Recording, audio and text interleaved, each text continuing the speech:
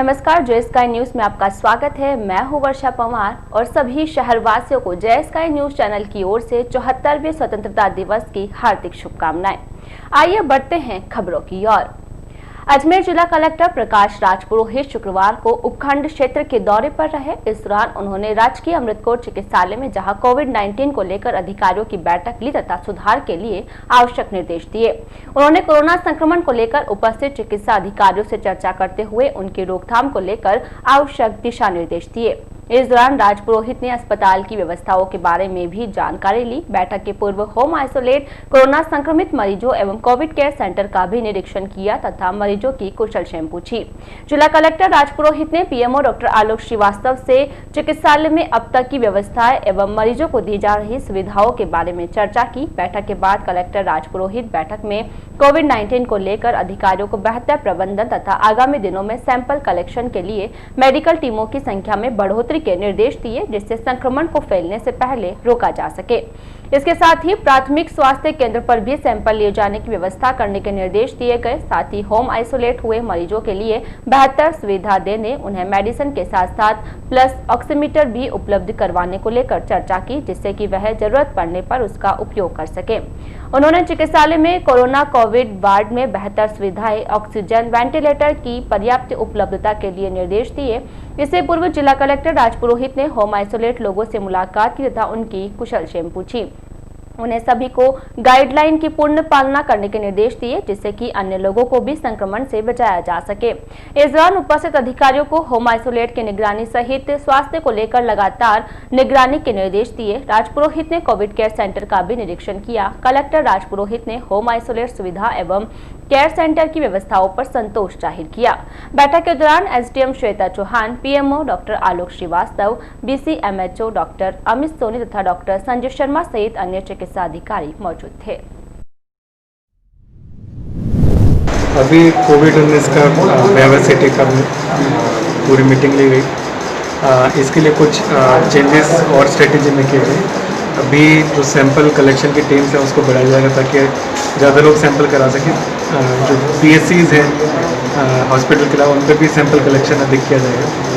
साथ ही हॉस्पिटल में जो फैसिलिटी है उसको भी अपग्रेड करने के लिए कहा गया। वेंटिलेटर जो है जल्दी इंस्टॉल कर रहे हैं और माइल्ड लेवल क्रिटिकल के लिए ऑक्सीजन सप्लाई के लिए भी सीपीआर मशीन वो क्रय करने के लिए और साथ के साथ ही होम आइसोलेशन के पेशेंट का अच्छी तरह से मैनेजमेंट करने के लिए, जिसमें मेडिसिन के साथ साथ पल्स ऑक्सीमीटर भी उनको दी जाए ताकि वो अपना रेगुलर ऑक्सीजन लेवल सप्लाई करें। इस बारे में डायरेक्शन देंगे और भी होम आइसोलेशन, होम क्वारंटीन लोगों का विजिट भी किया है। अभी अनलॉक 3 चल रहा है और साथ के साथ जितनी भी इकोनॉमिक एक्टिविटीज़ हैं सब चालू हैं और ये सारी इकोनॉमिक एक्टिविटी चालू रहेंगी। इसी के साथ हमें कोविड मैनेजमेंट भी करना पड़ेगा। इसके जो प्रिकॉशंस हैं ये ज़रूर लोगों से अपील की जाती है, प्रिकॉशंस फॉलो करें। प्रिकॉशंस सिंपल ही हैं, मास्क पहन के रखें, बाहर जाएं सार्वजनिक जगह पे और सोशल डिस्टेंसिंग रखें और अपने हाथ धोते रहें। ये प्रिकॉशंस में बिल्कुल लापरवाही नहीं होनी चाहिए। अगर ये लापरवाही होती है तो फिर स्थिति सबके कंट्रोल में नहीं रहेगी। तो इसके लिए लगातार अवेयरनेस भी ज़रूरी है और अवेयरनेस अगर लोग नहीं रखेंगे तो जो दंडात्मक कार्रवाई है, पेनल्टी लगाने वाले, वो भी लगातार जारी की जाएगी। अधिकारी को निर्देश दिए जा रहे हैं कि आप लगातार कार्रवाई करते रहें तो लोग लापरवाही नहीं करें। ग्रामीण विकास के भी कार्य देखे गए, जिसमें नरेगा मुख्य रूप से कार्य देखा गया, जिसमें नरेगा में जो भी कमियां आ रही हैं उनको दुरुस्त करने के लिए बीडीओ को निर्देश देंगे। छोटे डिस्प्यूट चलते रहते हैं रेट को लेकर, जिसके लिए वहाँ के कर्मचारी हैं वो लगातार उसको रिजॉल्व करते रहते हैं।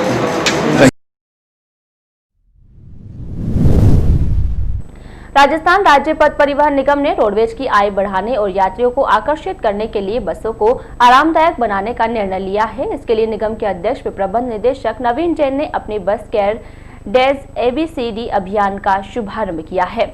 इस अभियान के तहत रोडवेज की बसों का रंग रोगन, denting, painting, driver seat belt, reflector, wiper, indicator light, खिड़कियों के लॉक, महिला सीट पर नंबरिंग सहित कई प्रकार के सुधार किए जाएंगे। इतना ही नहीं, बस के इंजन तथा अन्य तकनीकी खामियों को भी दूर किया जाएगा ताकि यात्री बस में विश्वास के साथ आरामदायक सफर कर सके।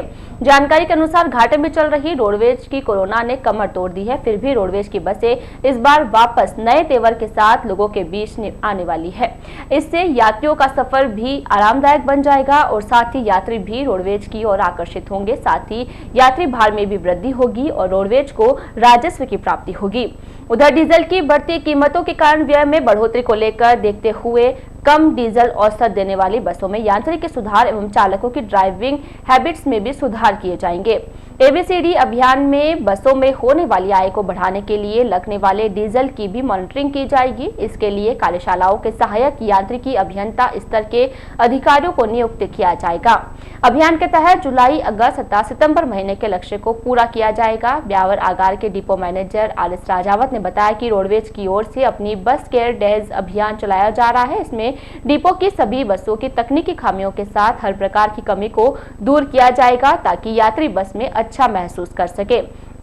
राजावत ने बताया कि अभियान के तहत आगार की 8 गाड़ियों का कायाकल्प किया जा रहा है। उन्होंने बताया कि आगार का राजस्व बढ़ाने के लिए मांग के अनुसार विभिन्न मार्गों पर गाड़ियों के फेरे बढ़ाए जा रहे हैं और नए मार्गों पर बसें भी लगाई जा रही है।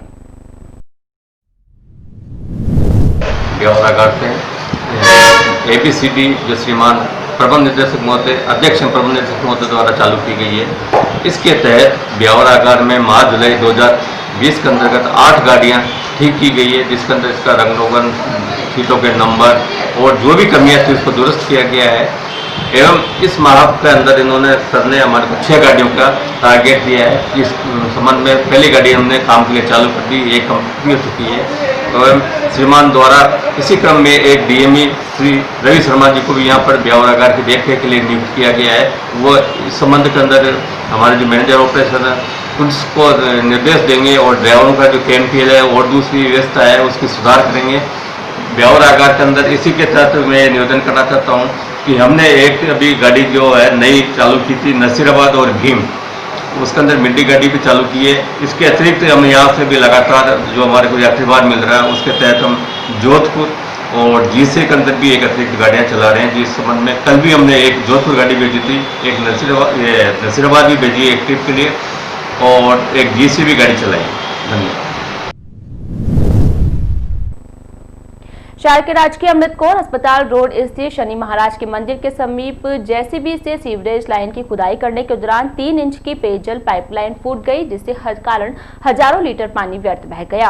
इस दौरान पाइपलाइन से फंवारे की तरह पानी ऊपर से गुजर रहे विद्युत तारों तक पहुंच गया। यह तो गनीमत रही कि आसपास के दुकानदारों ने पत्थर लगाकर पानी के प्रेशर को रोका, अन्यथा बड़ा हादसा हो सकता था। इस दौरान सीवरेज लाइन के लिए खोदे गए गड्ढे में और सड़कों पर पानी ही पानी भर गया, जिसके कारण पूरा एरिया तालाब तलिए में बदल गया। पेयजल पाइपलाइन फूटने के कारण राजकीय अमृत कौर अस्पताल की पानी की सप्लाई भी बाधित हो गई। आसपास के दुकानदारों की सूचना के बाद जलदाय विभाग में पेयजल फूटने की शिकायत दी, जिसके बाद जलदाय विभाग के कर्मचारी मौके पर पहुंचे और पाइपलाइन को दुरुस्त किया, जिसके बाद पानी का बहना रुक गया। आपको बता दें कि कुछ दिनों पूर्व भी अस्पताल रोड पर सीवरेज लाइन की खुदाई के दौरान पेयजल पाइपलाइन के दौरान हजारों लीटर पानी व्यर्थ बह गया था। क्षेत्रवासी प्रीतम सिसोदिया ने बताया कि सीवरेज लाइन खोदने के दौरान जेसीबी चालक की लापरवाही के कारण ही यह पाइपलाइन टूट गई, जबकि उसे बार बार आगाह किया गया कि यहां से जलदाय विभाग की पेयजल पाइपलाइन निकल रही है। बावजूद इसके जेसीबी चालक ने अनसुनी करते हुए खुदाई का कार्य जारी रखा, जिस कारण पेयजल पाइपलाइन फूट गई और हजारों लीटर पानी व्यर्थ ही बह गया। यह सीवरेज का कार्य चल रहा है रूबानी टागी से शनि महाराज के मंदिर तक का। जो आगे शनि महाराज के मंदिर के यहाँ 2 दिन से लाइन टूटी हुई है और पूरा पानी बह रहा है, वो भी अभी तक ठीक हुआ नहीं। उसके बाद ये जूस वाले के बाहर आज और इन्होंने फिर लाइन तोड़ दी और अभी भी ये जोश है पानी बह रहा है। पीएचडी में भी अभी फ़ोन करा मैंने कि आपकी लाइन में पानी बह रहा है तो अभी देर दिख पाते हैं, पर अभी तक लाइन बंद नहीं हुई है, पानी बह रहा है जोरदार। और शनि महाराज के मंदिर पर भी पानी बह रहा है, वहाँ भी पाइपलाइन फूटी हुई है और आते जाते लोग बाग महिलाएं खाड्डे में पड़ती है, कपड़े उनके गंदे हो रहे हैं, लेकिन प्रशासन को कोई ध्यान नहीं दे रहा। महात्मा गांधी अंग्रेजी माध्यम राजकीय विद्यालय में प्रवेश के लिए लॉटरी का आयोजन किया गया। इस दौरान स्कूल प्रबंधन की ओर से पूर्ण पारदर्शिता का ध्यान रखते हुए लॉटरी प्रक्रिया पूर्ण करवाई गई। प्रधानाचार्य ताराचंद जहांगीर ने बताया कि विद्यालय में कक्षा 1 से 8 तक 195 सीटों 324 आवेदन प्राप्त हुए थे। इस पर 191 विद्यार्थियों का लॉटरी के माध्यम से चयन किया गया। शेष विद्यार्थियों को प्रतीक्षा सूची में रखा गया है। इस अवसर पर पंचायत समिति के विकास अधिकारी डॉक्टर विजेंद्र शर्मा, एसीबीओ द्वितीय एवं नोडल अधिकारी महेंद्र सांगेला, पीओ कोटड़ा अवधेश शर्मा, पीओ सरवीना नरेंद्र सोनी सहित अन्य उपस्थित थे। लॉटरी प्रक्रिया के दौरान शामिल होने वाले सभी विद्यार्थियों एवं अभिभावकों की थर्मल स्क्रीनिंग के बाद ही कैंपस में प्रवेश दिया गया। वहीं सरपंच सुमन सोनी ने जवाजा में अंग्रेजी माध्यम स्कूल खोलने पर शिक्षा विभाग एवं सूबे के मुख्यमंत्री अशोक गहलोत का आभार जताया तथा उन्होंने विद्यालय संचालन में हर संभव सहयोग देने का आश्वासन दिया। इस दौरान प्रधानाचार्य ताराचंद जहांगीर ने बताया कि प्रवेशित विद्यार्थियों को शीघ्र ही पाठ्य पुस्तकें उपलब्ध करवाई जाएगी। उन्होंने बताया कि प्रवेशित विद्यार्थियों को 7 दिवस के अंदर टीसी एवं अन्य दस्तावेज प्रस्तुत करने होंगे, जिससे उन्हें स्थायी प्रवेश दिया जा सके। शहर में 20 अगस्त से शुरू होने वाली जनता रसोई को लेकर परिषद प्रशासन ने तैयारियां शुरू कर दी है। इसके लिए चिन्हित स्थलों का अधिकारियों की ओर से अवलोकन कर इस व्यवस्था में जुटे कर्मचारियों को आवश्यक दिशा निर्देश दिए जा रहे हैं। 20 अगस्त से शुरू होने वाली जनता रसोई के लिए नगर परिषद की ओर से चिन्हित किए गए स्थलों में स्टेशन रोड स्थित विदाम देवी बुरड़ धर्मशाला, उदयपुर रोड स्थित अम्बेडकर भवन और विजयनगर रोड बस स्टैंड शामिल है। परिषद अधिकारियों के मुताबिक सरकार की ओर से जारी दिशा निर्देशों के मुताबिक यहाँ फर्नीचर, भोजन सहित अन्य सुचारू व्यवस्था के लिए शुक्रवार को टेंडर जारी किए गए। सरकार के निर्देशानुसार जारी टेंडर प्रक्रिया में विभिन्न एनजीओ ने भाग लिया। जिसे टेंडर जारी होगा वह संबंधित स्थानों पर भोजन उपलब्ध कराएगा। सरकार ने इसके लिए जनता को 8 रुपए में भोजन उपलब्ध कराने के निर्देश दिए, जबकि शेष राशि राज्य सरकार वहन करेगी। इसके लिए शुक्रवार को परिषद में टेंडर प्रक्रिया के साथ अन्य व्यवस्थाओं को अंतिम रूप दिया गया। शहर के सनातन धर्म और राजकीय महाविद्यालय में अब विकास कार्य सहित अकादमिक कार्य पर कमेटी नजर रखने के साथ ही मुख्यालय को रिपोर्ट भेजेगी। इसके लिए प्राचार्य सुप्रतीक पाठक ने 18 सदस्यों की नेक की आंतरिक गुणवत्ता आश्वासन प्रकोष्ठ का गठन किया है। जब कॉलेज में विद्यार्थियों को भौतिक सुख सुविधा देने के साथ कॉलेज में होने वाले विकास कार्य, अकादमिक कार्य, सेमिनार आदि कार्यों पर नजर रखने के साथ ही उनकी रिपोर्ट बनाकर मुख्यालय को भेजेगी। संस्था प्रधान सुप्रतीक पाठक ने बताया कि शैक्षणिक व सह शैक्षणिक गतिविधियों के साथ ही नामांकन, पुस्तकालय, प्रतिपुष्टि, क्रय, अनुशासन, क्रीड़ा, वाद विवाद, परीक्षा तथा भवन निर्माण आदि कार्य के लिए भी यह कमेटी कार्य करेगी। कॉलेज प्राचार्य डॉक्टर सुप्रतीक पाठक ने बताया कि इस टीम का गठन वर्ष 2017 में नेक निरीक्षण से पहले हुआ था, जहां कॉलेज में हुए सभी कार्य की रिपोर्ट नेक टीम को दी थी, लेकिन इसके बाद कई व्याख्याताओं के अन्य कॉलेज में स्थानांतरण होने की वजह से कमेटी कार्य नहीं कर सकी। ऐसे में कॉलेज की ए ग्रेड को बनाए रखने के लिए प्राचार्य सुप्रतीक पाठक ने 18 सदस्यों की कमेटी गठित की। इसमें व्याख्याताओं के अलावा पूर्व व्याख्याता, विद्यार्थी व उद्यमी को भी जोड़ा गया है, जिससे कॉलेज विकास में कोई रुकावट न आए। कमेटी में कॉलेज प्राचार्य सुप्रतीक पाठक अध्यक्ष के रूप में कार्य करेंगे। इसके अलावा कोऑर्डिनेटर के रूप में एसआर मौसलपुरी को नियुक्त किया गया है। सदस्यों के रूप में व्याख्याता कामना सहाय, जलालुद्दीन काठात, एसआर सिंगारिया, पूजा देवंदा, आशा मीना, सुनीता गुरनानी, मैनेजमेंट सदस्य रामस्वरूप भांभी, वीरेंद्र सिंह, एल्यूमिनाई सदस्य, स्थानीय सोसाइटी सदस्य जेपी टेलर, नियोक्ता सदस्य अरविंद खिचा, उद्यमी रमेश यादव, स्टेक होल्डर श्याम सुंदर शर्मा व मनमोहन शर्मा, सहायक लेखाधिकारी ग्रेड प्रथम शंकर जोरानी, अतिरिक्त प्रशासनिक अधिकारी देवेंद्र सिंह यादव व विद्यार्थी सुप्रीत कौर को शामिल किया गया है। महाविद्यालयों के निरीक्षण के उपरांत एक जो नेक संस्था है उसके द्वारा ग्रेडिंग की जाती है। इस हेतु एक इंटरनल क्वालिटी असेसमेंट कमेटी गठित की जाती है प्रतिवर्ष, जो वर्ष पर्यंत महाविद्यालय में करवाए गए कार्यों के बारे में और अकादमिक अचीवमेंट जो फैकल्टी हासिल करती है उसके बारे में रिकॉर्ड संधारित करती है और सत्र के अंत में उसकी रिपोर्ट प्रस्तुत करती है। इस वर्ष इंटरनल क्वालिटी असेसमेंट कमेटी के अंदर हमने विशेष रूप से ध्यान रखा है कि सभी समाज के वर्गों को इसमें सम्मिलित किया जाए। झूलेलाल युवा सेवा समिति व सिंधी शिक्षा शागिर्द मित्र मंडल की ओर से शुक्रवार को सिंध स्मृति दिवस को विरासत यादगार के रूप में मनाया गया। कार्यक्रम के शुभारंभ पर भारत माता सिंध के नक्शे व इष्ट देव पूज्य श्री झूलेलाल साहिब जी की तस्वीर पर माल्यार्पण व समक्ष दीप प्रज्वलित कर किया गया। इसके पश्चात कोरोना गाइडलाइन के तहत समिति सदस्यों ने अधिक उम्र के समाज के लिए समर्पण करने वालों का घर घर जाकर माला व शॉल ओढ़ाकर सम्मान किया तथा प्रत्येक से विभाजन से पूर्व व पश्चात के हालातों का वृतांत सुना। इस दौरान 14 अगस्त 1947 को याद करते हुए कुछ बुजुर्गों की अश्रुधारा बह निकली तो कुछ ने हिंदू मुस्लिम प्रेम व्यवहार की बातें भी साझा की। इस अवसर पर सोशल डिस्टेंसिंग का ध्यान रखते हुए उनके परिजनों से भी विचार विमर्श किया गया। इस अवसर समिति की ओर से किशोरीलाल विशन दासानी, श्रीमती पार्वती श्याम दासानी, पारुमल श्रीमती ईश्वरी देवी सहानी, लक्ष्मण दास आसवानी, अर्जुन दास बारानी, श्रीमती देवी बाई खत्री, ज्ञानचंद हरत जवानी, श्रीमती गंगा देवी खत्री तथा टीकम दास मंघानी को सपत्नीक मोतियों की माला व शॉल से सम्मानित किया गया। कार्यक्रम में श्रीमती विधि लालवानी, श्रीमती सानिया खुबानी, कमल सुंदर चचलानी, दिलीप खत्री, रामभाई, महेश खत्री, सुहानी वसंदानी, माला कांजानी तथा रेशमा पुरस्वानी आदि का सहयोग रहा। शहर में इन दिनों वृक्षारोपण के प्रति जागरूकता अभियान तेजी पर है, किंतु बहुत से पेशे हैं ऐसे होते हैं जिनमें आमतौर पर सिर्फ व्यापारिक दृष्टिकोण को ध्यान में रखते हुए व्यक्ति पैसे के ही पीछे दौड़ा करते हैं। लेकिन शहर के एक शख्स ऐसे हैं जो पैसे के साथ साथ सामाजिकता और पर्यावरण को भी बेहद प्रेम देते हैं। शहर के ऐसे व्यक्तित्व का नाम है डॉक्टर अनिल जड़िया, जो कि पेशे से वरिष्ठ शिशु रोग विशेषज्ञ है। इन्होंने अपने घर के अहाते में बहुत ही खूबसूरत बगीचा लगाकर पर्यावरण को प्रोत्साहन दिया है। डॉक्टर जड़िया के बगीचे में करीब 400 प्रजाति के पौधे लगाए गए हैं, जिनमें श्याम राखी, बोनसाई प्रजाति के पीपल, बरगद, गुलदाउदी, नागचंपा, अपराजिता, कचनार, हजारी तथा गुलाब की कई प्रजातियां और काला गुलाब भी शामिल है। एक से एक खूबसूरत पौधों को देखकर आने वालों का मन खुशी से झूम उठता है। डॉक्टर जड़िया का कहना है कि जीवन में सिर्फ पैसा ही महत्व नहीं रखता, प्रत्येक व्यक्ति को एक वृक्ष अपने जीवन में जरूर लगाना चाहिए। प्रकृति खुश रहेगी तो हम खुश रहेंगे। पर्यावरण को बचाना है तो हर व्यक्ति को एक वृक्ष अपने घर पे लगाना है। अगर पर्यावरण अच्छा रहेगा, साफ सफाई रहेगी, तो न तो आपको डॉक्टर के पास जाना है न दवाई देनी है। शहर में नारी शक्ति संगठन की ओर से आयोजित ऑनलाइन लड्डू गोपाल सजाओ प्रतियोगिता का शुक्रवार को परिणाम घोषित किया गया। अजमेर रोड स्थित केशव होटल में आयोजित संगठन की एक बैठक के दौरान प्राप्त प्रविष्टियों का अवलोकन करते हुए परिणाम घोषित किए गए।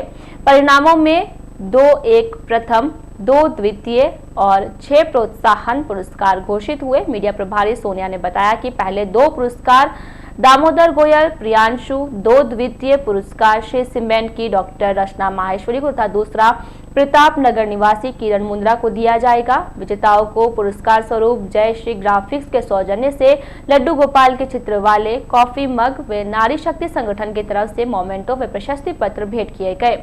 इसी प्रकार 6 सांत्वना पुरस्कार के विजेताओं मनोज शर्मा, सरिता मुंद्रा, गौरव बाघमार, मंजू शर्मा, सीता देवी मित्तल तथा संगीता द्विवेदी को मोमेंटो व प्रशस्ति पत्र दिए गए। मीडिया प्रभारी के अनुसार लड्डू गोपाल की भी झांकी की प्रतियोगिता रखी गई। उक्त प्रतियोगिता की विजेता सह सचिव सुमन राठौड़ व उपाध्यक्ष सारिका यादव रही, उन्हें भी पुरस्कृत किया गया। प्रतियोगिता में विदेशों में रहने वाले ब्यावर निवासियों ने भी अपनी प्रविष्टियां भेजी। संगठन अध्यक्ष ममता गुप्ता ने बताया कि परिणामों की घोषणा के पश्चात नंदोत्सव भी मनाया गया, जिसका सभी ने आनंद लिया। कार्यक्रम में कमेटी का विस्तार करते हुए सावी देवड़ा को सह कोषाध्यक्ष व रिंकू पालड़िया को सह प्रबंधक की जिम्मेदारी सौंपी गई। अध्यक्ष ममता गुप्ता ने संगठन के सभी सदस्यों को कोरोना महामारी में उनके सेवा कार्य के लिए मास्क व प्रशस्ति पत्र देकर सम्मानित किया। कार्यक्रम में अश्विनी झालानी, भावना पवार, सुशीला कुमावत, नाथी सीमा कुर्डिया, सुमन झंवर, नेहा शर्मा, प्रिया भाटी, मयूरी दग्दी, पूजा सामरे तथा प्रतियोगिता के विजेता मौजूद थे। शहर के चांगटीदा रोड के मुहाने पर शाम के समय सब्जी बेचने वाली महिलाओं के कारण प्रतिदिन शाम के समय यहां पर अव्यवस्थाओं का आलम बन जाता है और सब्जी बेचने वाली महिलाओं की जान का भी जोखिम बना रहता है। लेकिन प्रशासन की ओर से ध्यान नहीं दिए जाने के कारण प्रतिदिन शाम के समय यहां पर परेशानियां खड़ी हो जाती है। मालूम हो कि अम्बेडकर सर्किल के सामने से चांगटीदा रोड की तरफ जाने वाले मुहाने पर विद्युत विभाग का एक ट्रांसफार्मर स्थापित है। रोज शाम के समय यहाँ पर 5-6 महिलाएं ट्रांसफार्मर से सट कर रोड पर सब्जी बेचने के लिए बैठ जाती है। उक्त महिलाओं के बैठने के बाद चांगता रोड की ओर जाने वाला रास्ता सकरा हो जाता है और वहां से गुजरने वाले लोगों को भारी परेशानियों का सामना करना पड़ता है। मालूम हो कि शाम के समय चांगता रोड पर वाहनों का दबाव बन जाता है और आमने सामने वाहनों के आने के कारण स्थिति विकट हो जाती है। कई बार रोड के सहारे बैठी महिलाओं से सब्जी खरीदने के लिए कई लोग सड़क पर खड़े हो जाते हैं, जिसके कारण हादसे का डर बना रहता है। प्रशासन को चाहिए कि इस ओर ध्यान देकर इन सब्जी बेचने वाली महिलाओं को उक्त स्थान से हटावे तथा आमजन को राहत प्रदान करे।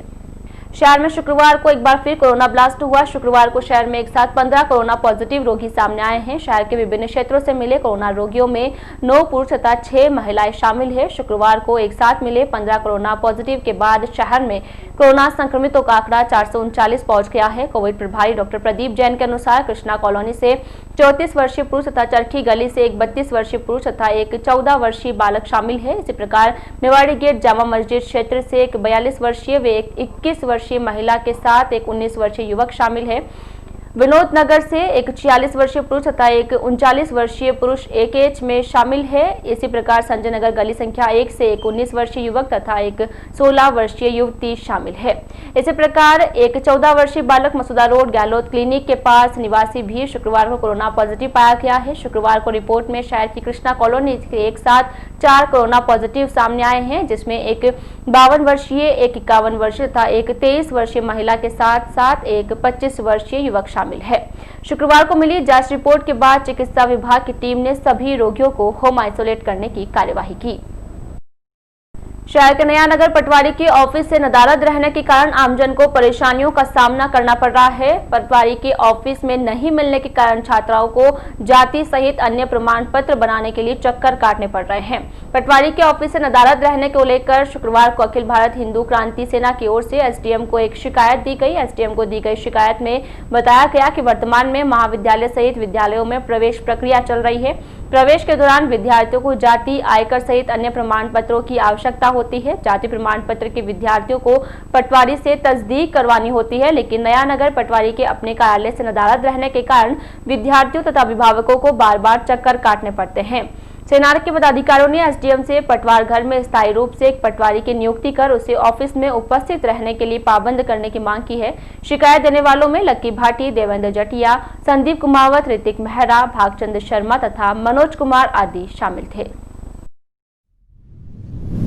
उपरोक्त विषयानुसार नगर पटवारी जी को एक निर्धारित समय अपने कार्यालय में अनुपस्थित रहने पर वर्तमान में सरकार द्वारा निर्देश विद्यालयों में जाति प्रमाण पत्र की मांग को लेकर छात्रों व अभिभावकों से मांगी की जा रही है।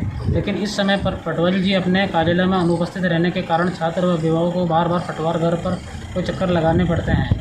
लेकिन श्रीमान जी से पहले भी मौखिक में शिकायत करने पर भी इसका निस्तारण आज दिनांक तक नहीं हुआ।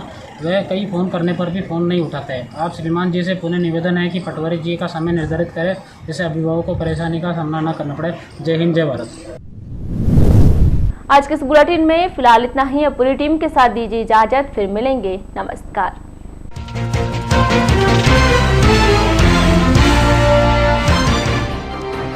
जिला कलेक्टर राजपुरोहित ने जाति AKH की व्यवस्थाएं सैंपलिंग के लिए मेडिकल टीमें बढ़ाने के दिए निर्देश।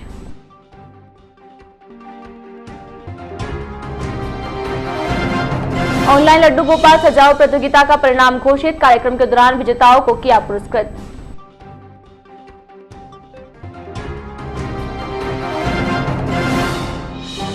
शहर में फिर हुआ कोरोना ब्लास्ट, एक साथ मिले 15 कोरोना पॉजिटिव।